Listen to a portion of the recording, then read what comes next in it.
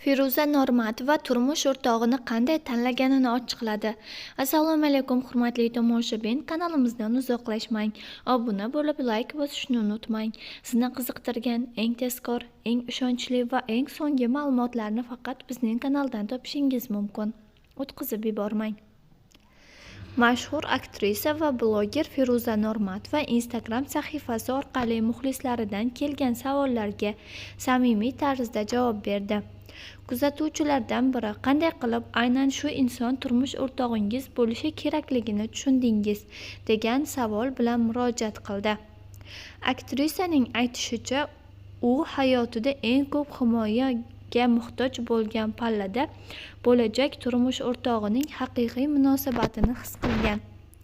Har doimgidan ham ko'proq himoyaga muhtoj bo'lgan vaqtimda turmush o'rtog'im aynan fevral oyida chet davlatlarda bo'la turib meni himoya qilganlar.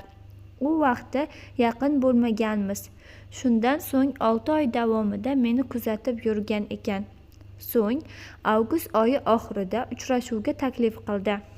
Kerakli paytda meni himoya qilgani uchun unga ishondim va dugonam bilan birga uchrashuvga chiqdim, deydi Firuza Normatova.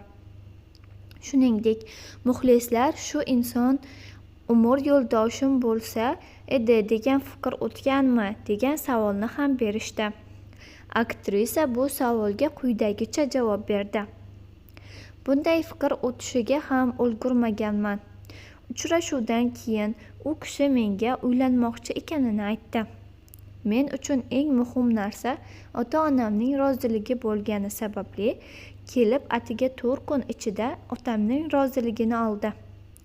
So'ng endi men turmush o'rtog'ing deb tasavvur qil. Agar noto'g'ri xatti-harakat sezsam, mendan yaxshilik kutma, dedilar.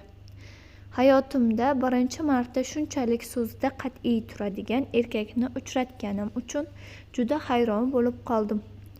Uzoq vaqt va bu voqealarni anglab yura olmadim, deya samimiy izoh berdi u. Suhbat yakunida Firuza Normatova ijodiy faoliyati borasida ham muhim qarorini ma'lum qildi. Endi boshqa vaynlarda ishtirok etmayman. Rollarni faqat turmush o'rtog'im uchun o'ynayman, dedi aktrisa.